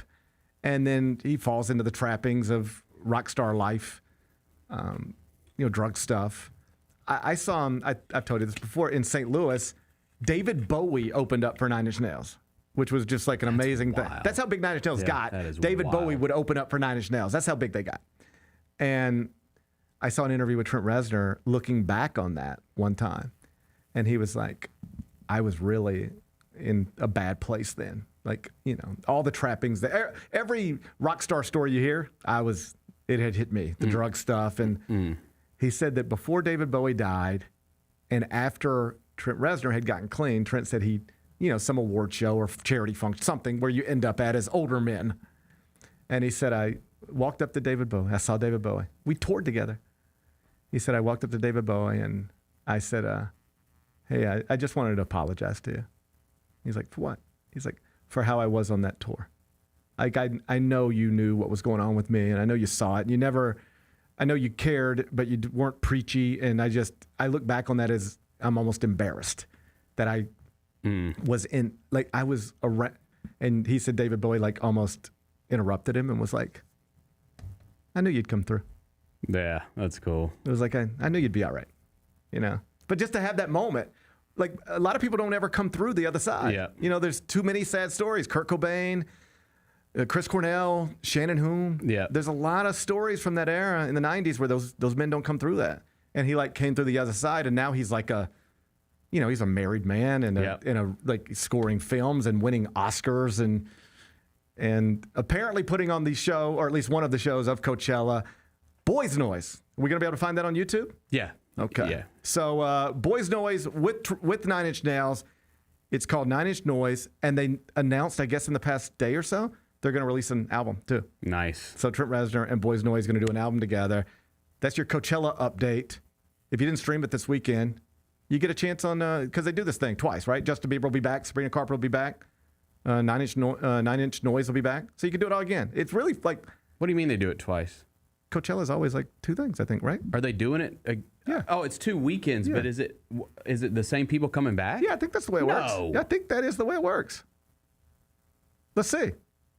You want to see together? Yeah. Okay. I'm pulling up the lineup. April 10th and 7th. Yeah, no. So Sabrina Carpenter plays last Friday and this Friday. Well, that's pretty awesome. Yeah, it's the same deal. So Justin Bieber would headline. Oh, yeah, I see it. Okay, I see it. I see what you're saying. Yeah, because, our German exchange student, Diana, and her husband, they're coming in town. They're coming not in town. They're coming to California. They're flying from Berlin to California for next weekend. So if you missed it this weekend, if you didn't catch Justin Bieber, Sabrina Carpenter, Nine Inch Noise, Jack White, The Strokes, Turnstile, they had a good set too. They're worth checking out. It was. We had fun. Good. We had fun. We'll do it again. We'll do it again. We're going to stream it all next weekend. Okay. We got WrestleMania next weekend and Coachella. We got a big weekend coming up. Yeah. Do you look forward? Do you get excited about just things? Well, now that the season's over, now that the Grizzlies season's over, I'm like, I'm thinking of all the things. Like when the season's going on, I'm just kind of locked in and My mood changes when I have like something to look forward to, like a live event. Like if I can go, I'm going to put that on TV tomorrow night. And I'm going to be excited about that. I'm going to have fun consuming that tomorrow night. And don't get it twisted. Like when the season's happening, I'm immersed in it and I'm loving it. I know we didn't have a great year, but like I still like it. But when it's over, it's like, oh, now I'm about to do different things. Well, like I looked at this. I looked at this morning. So, I got a show. Then we picked the boys up from school. Yeah. And I don't think we have any practice today. So kind of the night's ours. Like we do whatever we want to tonight. All right. And so I was like, all right, so what are we going to do tonight? Like, what are we going to put while we're trying to get our homework done and, all the stuff you got to do? What are we going to have on the TV? And I go, okay, well, tonight's the last Raw before Mania. So that's something, I guess. Having a hard time getting excited, but that's something. And then, hey, the Mets and Dodgers play a late game tonight. So I was like, all right, we got Raw on Netflix. Put that on. And then you go straight into Mets Dodgers. It's a fun Monday night. Mm-hmm. And then I wake up on Tuesday. I try to find something else to look forward to. But Coachella and WrestleMania, both on television this weekend, that qualifies as something that I just need background. Let's do it. I just need stuff to put on the background, Bennett, so I can get through my nights. I'm ready. I'm ready too. All right? So if you missed week 1 of Coachella, weekend 2 is on tap. Good. All right. Bye-bye. Did you see that hockey goal from the Russian Hockey League? We're going to come right in front of the table and we're going to recreate. We're going to recreate the moment. Hold around. You do it. Go, let's go! Tune in to the Jessica Benson Show with CJ Hurt live every weekday at 8 a.m. on YouTube at Grind City Media and the official Grind City Media app. Junior Grizzlies summer camps presented by Ortho South are the key to a slam dunk summer with over a dozen 4-day camps perfect for hoopers ages 6 to 14 looking to build fundamental skills and make unforgettable memories. With camps across the Mid-South in Tennessee, Mississippi, and Arkansas, you won't have to go far for the ultimate hoops experience this summer. Registration comes with a Junior Grizzlies jersey, lunchbox, and a basketball to take home. Don't wait, space is limited. Visit Grizzlies.com/Junior Grizzlies today to secure a spot for a fun-filled summer. That's Grizzlies.com/Junior Grizzlies. Get ready, Grizzlies fans. It is time for the Surfside Can Shuffle. Can you keep up with the cans and find Mac the Crab?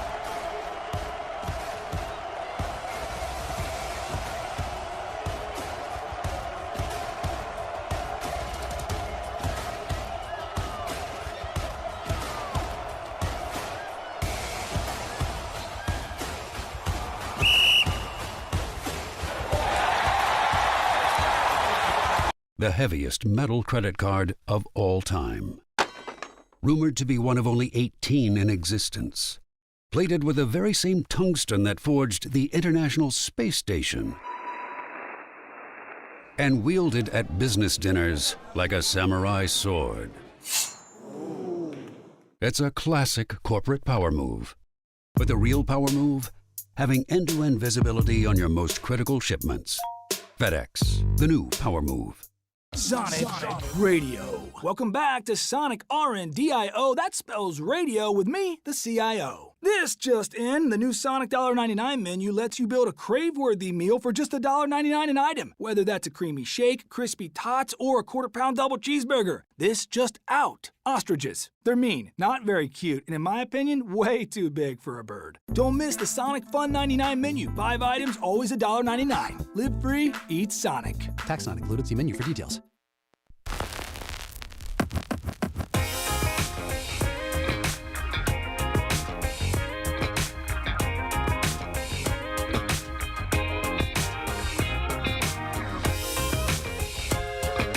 Monday, we're giving you a chance to win free Sonic. Just hit the link pinned in the YouTube chat to enter for a Sonic gift card. Jump into the chat, hang with us, and maybe even eat free Sonic 2. Let's wrap this up with Carryout. It's time for GP's Carryout. One final segment filled with stuff to take with you. It's not everything you need to know, but it's most of it. What did we miss today? Well, today is also exit interviews. They are underway here at FedEx Forum. Zach Kleiman is either speaking or has spoke, but I do know, courtesy of a tweet from Drew Hill, the Daily Memphian, that he did sit behind a dais exactly 34 minutes ago. Okay. Obviously, we've been doing a show. Yes. We don't know what Zach Kleiman has said. What did you want to hear from him today? Oh, wow. Good question. Thank you. Really just about the direction this offseason. I know that we're moving forward. And I just want to know, what kind of the plan is, especially with some of these mainstays that we think are going to be a part of this thing long term. Zach Edey's status. We heard Zach talk. Actually, Zach Edey, he did his exit interview already, and one thing that I thought was interesting that he said in that was that he planned to be around Memphis quite a bit this summer, which I think is a really positive thing. Thoughts on the direction moving forward, and obviously I would like to hear about Ja and just I think that's the biggest thing. Yeah. And keep in mind, we are talking about this. Everything that will be said might have already been said. It's just like we didn't hear it. Yeah. So pretend we're talking about this an hour ago. Jess asked me earlier when I was on her show, what do you want to hear from Zach Kleiman, or what questions should be asked? And I was like, take the questions you see on social media and ask them to the primary decision maker in the franchise. He will be in front of a microphone today. You can ask him anything. And right now, I do think that there's a lot of issues between the franchise and the fan base right now. I do think sometimes they're overstated because unhappy people are always the most vocal. I get caught at terrible things on social media every day. In the real world, it almost never happens. So you can't base everything you think about yourself or the world on social media. Otherwise, you're going to drive yourself crazy. But I do think there are multiple issues between the fan base and the front office or franchise. And the most obvious one is that not every fan understands why you're moving on, or presumably moving on from Ja Morant. As of April 13, 2026, that's still just true. I understand, and I have done my best to try to explain it. But it does not resonate with everybody. And you don't have to get everybody to agree with it. And I don't think we will ever be at a place where everybody agrees on it. The Ja Morant, what should they have done question will be a question forever. We'll never have a accepted consensus answer to that question. You will never, not in 2026, 36, 46, whenever, be able to say, so looking back on it, what should the Grizzlies have done with the Ja Morant situation? And everybody will just agree that it was this or something else. There will always be a difference of opinions. So you don't need to get everybody to agree on it because you're never going to do that.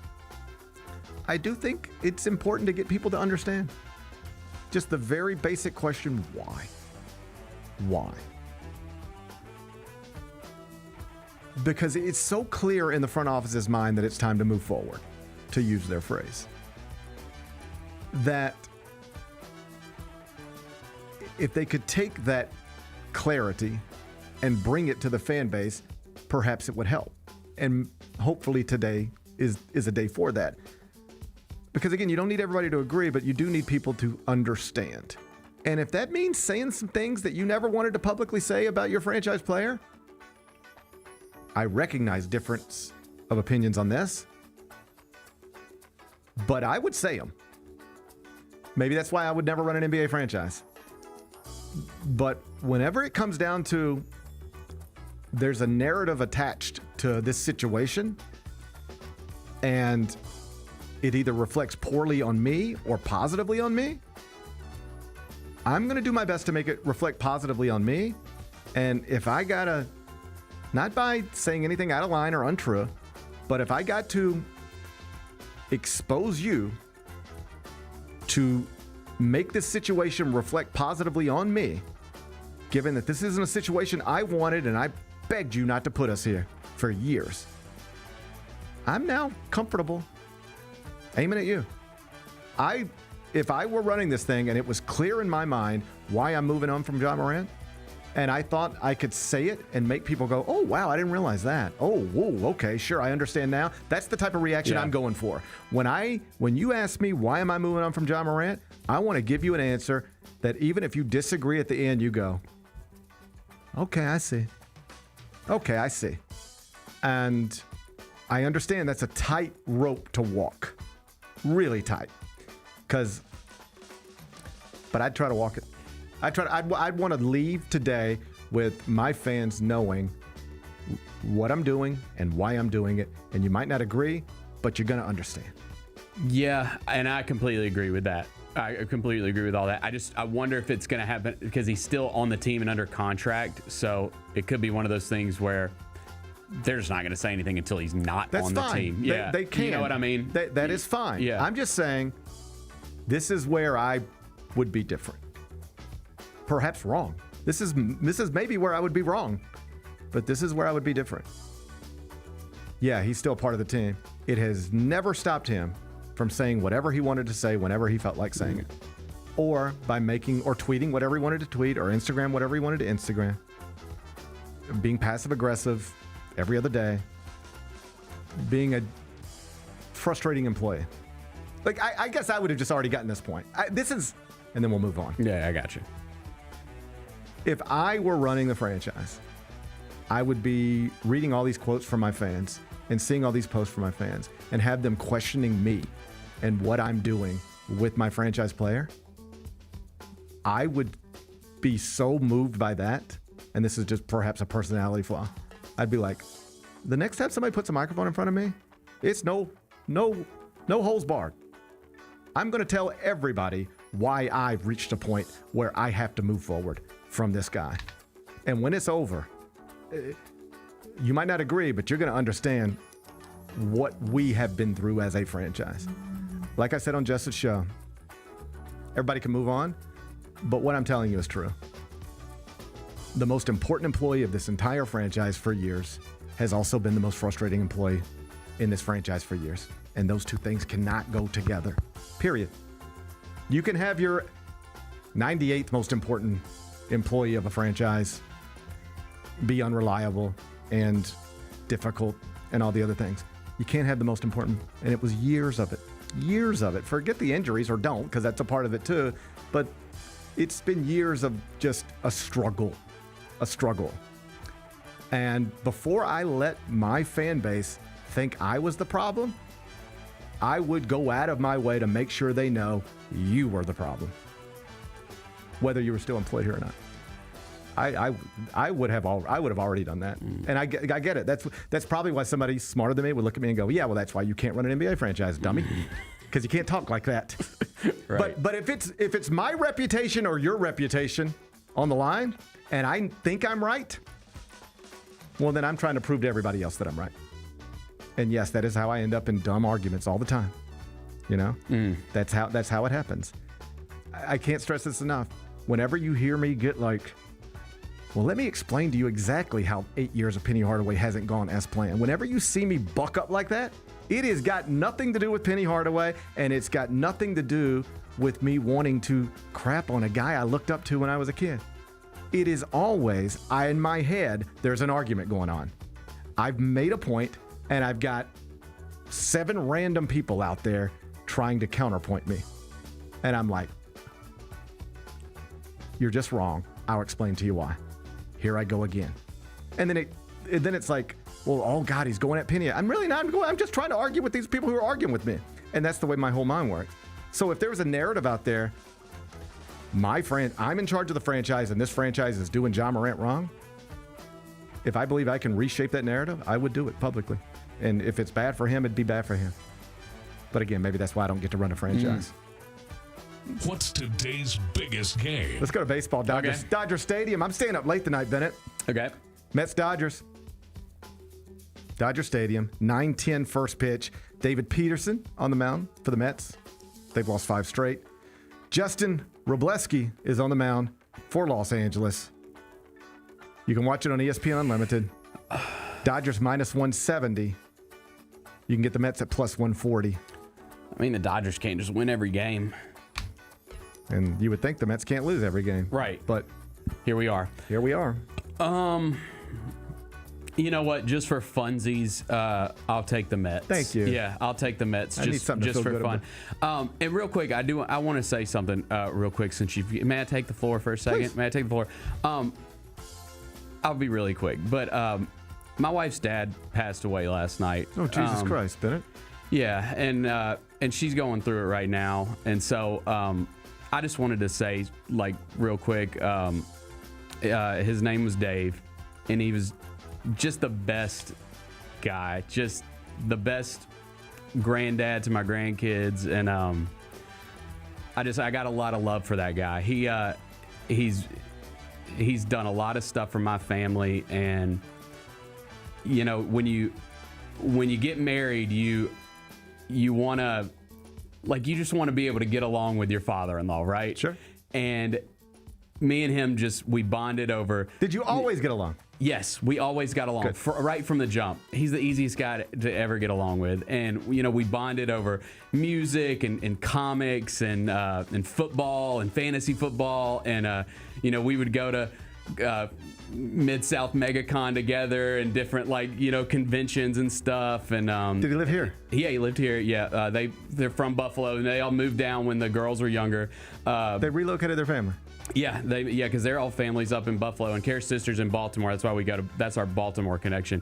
But you know, he I'm sorry, I don't know anything about this. So I'm asking from a place of ignorance and also a little embarrassment, because I could just like walk in studio and be like, "Hey, how you doing?"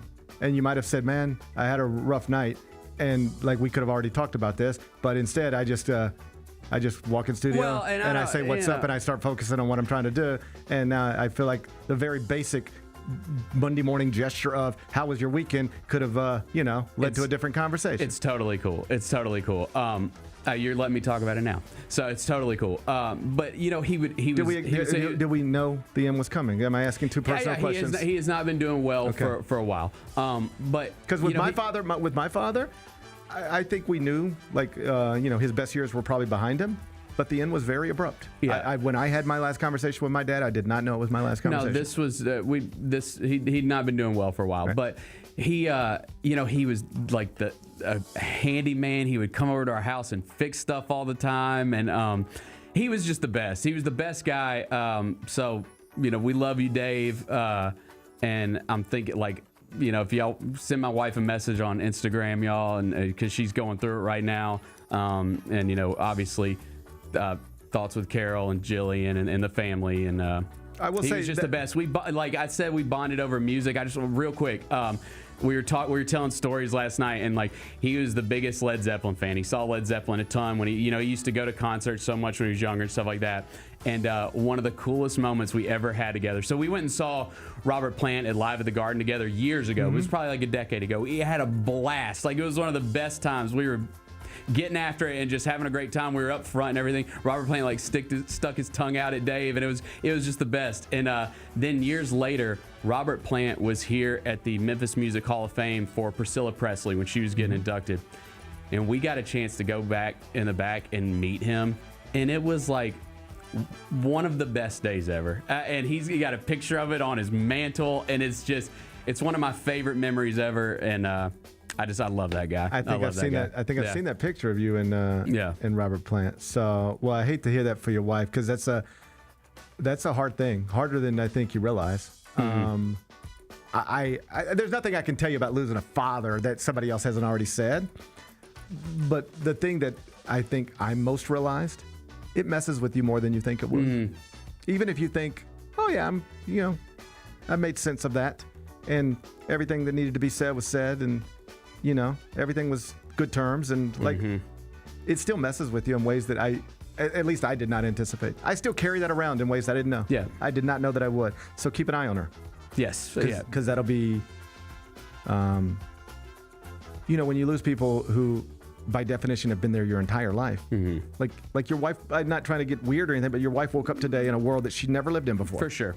Today's a world she never had before, and my wife and I both lost our fathers in the past few years, and my wife was closer to, there's been a lot of loss. Like my wife lost her grandmother, who she was like very close to, her aunt, who she was very close to, and don't think I'll be fine, or even when she says she is fine, don't believe her, because I don't know. I just found it to be weird. I found it. That's the thing. People sometimes, years pass and people stop asking. But I do remember people asking, and I would always say, "It's just weird. It's just weird. Not sad. Not. I don't wake up every day going, I wish I could talk to my dad today. If I'm being honest, but it's just weird that I can't. Yep. It's just weird, and like, I've caught my wife before, like she'll just be listening to her voicemails, stuff like that. She's more like, she'll do. I try to avoid stuff like that. Yeah. Maybe I won't someday, but here's what I'm trying to tell you: people handle these situations very differently. Even if you think I'll be fine, you probably won't. You probably won't be as fine as you think. And it's a weird thing. Yeah. So, but it sounds like he was an awesome man who lived an awesome life and raised an awesome daughter, and he absolutely did. Had a great son-in-law. So I'm obviously sorry for your loss. I hate that we had to shove it in. It's in okay. the middle of a Dodgers-Mets pick. But anyway, that's sad. I'm sorry. Appreciate that, man. I appreciate it. What are we watching on TV? Oh, man, who gives a shit? I will say. Let's watch Raw. We could. I don't even know how to talk about stuff anymore. I tried to even turn it on Friday night, and I just couldn't care. No, I'm locking in. It's the lead. It's lock time. in. No, it's WrestleMania time. I know. I just couldn't. I turned it on, and I actually finally looked at my wife, and I was like, just stream Coachella or something. Like, I felt stupid asking my wife to sit there and watch SmackDown with me on Friday night. It's time to lock in. We're wrestling fans. It's WrestleMania week. It doesn't matter that the hype is not as good as we would have wanted. We owe it to ourselves to lock in. All right, I'm going to try. We owe it to ourselves to lock in. Okay, I'm going to try. Let's lock in. All right, 7 o'clock tonight. Yes. It's the last Raw before Mania. I'm going to try. Yes. But, it's not in me. I don't want to. I'm going to have to make myself do this. I'm ready. There are times, this is how my wrestling fandom has evolved. I can remember a night at Peach Jam a few years ago where people were going out to dinner on a Friday night, and I said, I'll just meet you after dinner because I don't want to miss SmackDown. So I'm going to watch this, and then I'll meet you. And now, I don't even want to turn it on. I went from skipping dinners because I don't want to miss it to I don't even want to turn it on when it's right in front of me. But I'm going to try. Lock in. I'm going to lock in. I'm going to give it a best shot. But, man, it's not coming easy for me. What's the best thing we've read? Top 25 and 1, getting a major overhaul after a busy week in the transfer portal. Talk to you about PJ Haggerty going to Texas A&M. Louisville loaded up. Floyd Badunga at Kansas, number 1 transfer in the portal. He is now a Louisville Cardinal. So maybe Louisville didn't get the results they wanted in year 2 under Pat Kelsey, but looks like they still got money to spend. You want to get the updated top 25 and 1? Keep it Michigan at number 1. You can find it at cbssports.com. What's on tap for tomorrow? Will tomorrow be Tuesday? And we start postseason basketball tomorrow, don't we? Yes, I can tell you exactly who's playing tomorrow. The Heat and the Hornets in an elimination game. I mean, go Hornets. Like, come on. Yeah, the Heat have had their success. It's the Hornets are fun. And then you get the Blazers and Suns. We're rooting heavily for the Blazers. There. And then on Wednesday, that's where we get Magic Sixers. We're rooting heavily for the Sixers, but Joel Embiid just had his appendix removed, so that's not great. And then Warriors Clippers on Wednesday night, and that's the one where I think you sent me this. Come on. And I was going to put this in the opening segment. That's why I didn't put it in 5 more things, and then we just didn't get to it. But Steve Kerr's already announced, Steph Curry is going to be on a minutes restriction. I hate this. Well, here's the answer to the question. If given an opportunity, and I think we already knew the answer, but if given the opportunity to advance in the postseason or just land in the lottery, what do you want to do? They're happy to just land in the lottery. And that's just not good. I don't like that at all. The postseason is the postseason, and it's time to try to win. They've just decided we ain't going nowhere. I don't love that. We ain't going nowhere, so let's just get into the lottery. Not anyway, good. Yeah. So we'll get you ready for postseason basketball tomorrow. Enjoy the rest of your day. All right. As best you can. I'll try to enjoy mine. And we will meet back here tomorrow at 10. Till then, be careful, be kind, be good, rep your hood.